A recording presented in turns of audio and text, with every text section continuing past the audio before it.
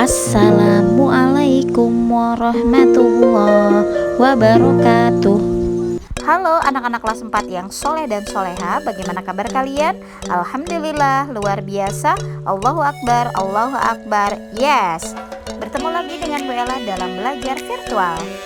Nah anak-anak, sebelum kita memulai pelajaran, alangkah baiknya kita berdoa terlebih dahulu. Semoga pelajaran kita pada hari ini dapat berjalan dengan lancar, baik, dan semoga Allah mempermudah kita untuk memahami pelajaran pada hari ini. Dan bagi kalian yang tidak bisa menyaksikan video pembelajaran ini, boleh kalian konfirmasi melalui WhatsApp ke wali kelas kalian masing-masing ya. Boleh ke Bella dan juga ke Pamista. Dan jangan lupa untuk melakukan kegiatan rutinitas pagi kalian seperti sholat subuh, sholat duha, mengaji qiraati, hafalan tahfiz, sarapan, membantu orang tua, dan juga mandi. Dan yang paling penting, kalian harus menyiapkan buku pelajaran kalian dan alat tulisnya sebelum kita memulai pembelajaran ini. Dan pastikan kalian selalu menerapkan 3M dimanapun kalian berada. Quote of the day. Walhamdulillahi katsiro. Many thanks to Allah. Untuk materi kali ini kita masih di tema 9 yaitu 4I, tepatnya di subtema 3 pembelajaran pertama. Dan untuk tujuan pembelajaran salah satunya ada muatan IPA, yaitu mampu menjelaskan keseimbangan ekosistem dan menyebutkan berbagai usaha pelestarian kekayaan hayati hewan dan tumbuhan. Baiklah anak-anak, mari kita cermat mengamati, perhatikan gambar-gambar berikut ini.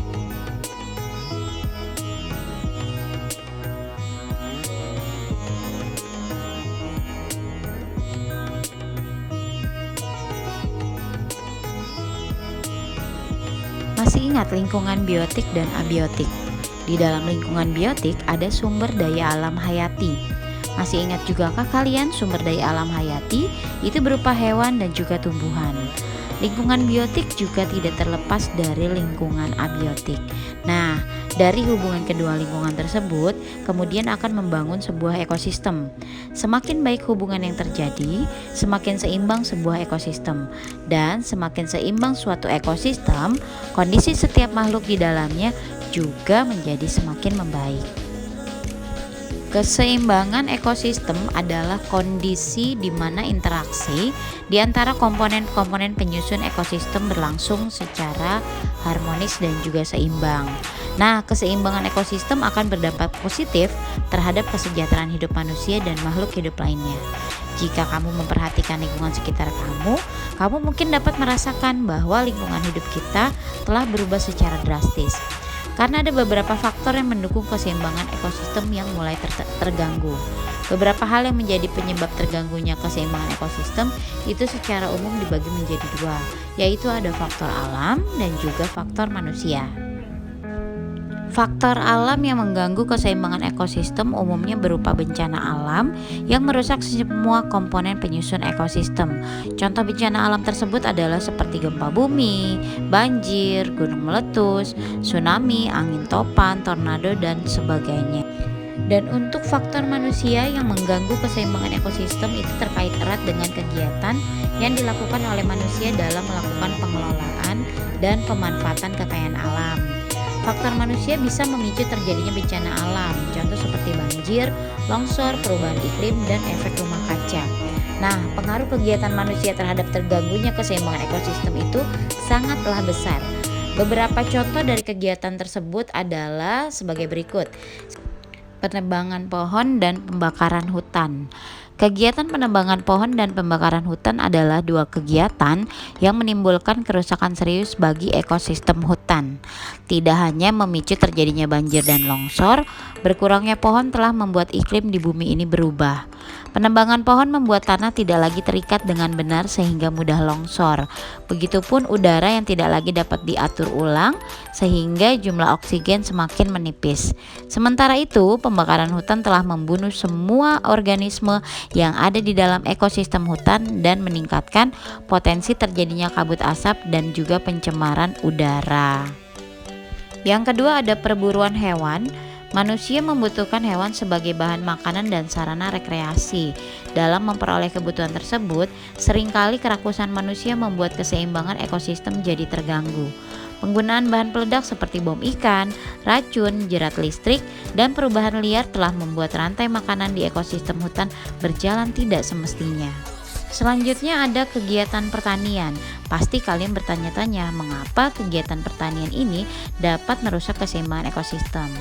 Nah, aktivitas pertanian di era modern ini juga bisa mengganggu keseimbangan ekosistem. Pupuk anorganik yang digunakan untuk mengoptimalkan hasil pertanian telah membuat tanah menjadi tercemar.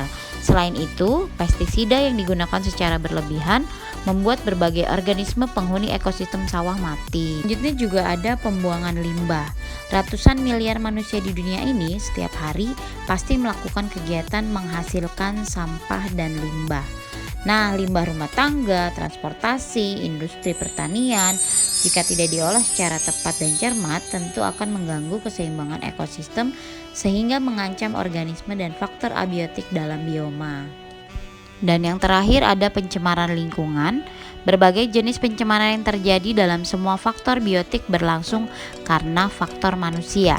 Pencemaran terhadap tanah, pencemaran udara, pencemaran suara, dan pencemaran air adalah beberapa pencemaran yang dilakukan akibat aktivitas manusia dalam mencukupi kebutuhan hidupnya. Semua kegiatan di atas dalam jangka waktu tertentu akan mengganggu keseimbangan ekosistem. Keseimbangan ekosistem yang rusak bermuara pada sistem kehidupan organisme, termasuk manusia. Oleh karena itu, tindakan-tindakan penyelamatan lingkungan hidup untuk menjaga keseimbangan ekosistem harus dilakukan mulai dari saat ini. Nah, baiklah anak-anak, itu saja penjelasan mengenai keseimbangan ekosistem. Bagaimana menurut kalian? Mudah kan? Kalian mengetahui apa itu keseimbangan ekosistem dan apa saja faktor-faktornya. Kemudian apa yang harus kalian lakukan untuk menjaga keseimbangan ekosistem. Semoga apa yang Bu Ella sampaikan pada materi kali ini dapat bermanfaat bagi kita semua dan semoga kalian paham ya. Dan untuk pelajaran selanjutnya, kalian akan memahami bagaimana cara melestarikan kelestarian alam dan juga cara menjaga lingkungan. Dan untuk tugasnya ada di buku tematik kalian di halaman 108. Kalian tulis di buku tulis kalian ya. Baiklah, itu saja penjelasan dari Bu Ella. Kurang lebihnya Bu Ella mohon maaf. Wabillahi taufiq wal hidayah. Wassalamualaikum warahmatullahi wabarakatuh.